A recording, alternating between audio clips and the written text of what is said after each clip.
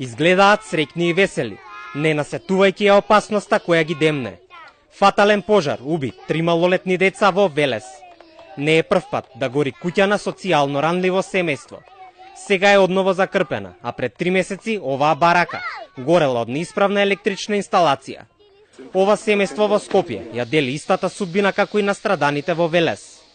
Си собирам шишина, од канте живеам, социјално немам, помош немам ништо, услови немам ништо, тоа е.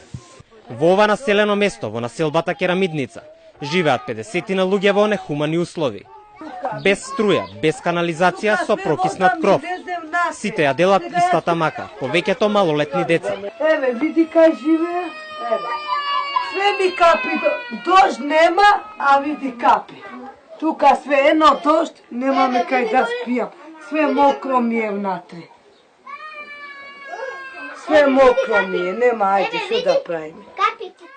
Зад нас ги оставивме трошните градби, секојдневните проблеми на социјално ранливите семејства и нивните повици до институциите за помош.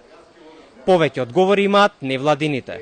Тоа што родителите ги заклучиле децата не ја амнестира одговорноста на Центарот за социјална работа, кои навистина морале да дадат многу повеќе од социјална помош, да ова семејство го стават во функција и во најдобар интерес на децата.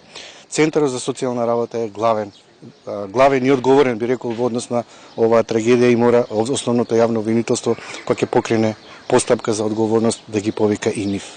Во меѓувреме, не само во Скопје, туку низ целата држава, многу семејства живеат во вакви услови, постојано загрижени за својата безбедност и сопствената иднина.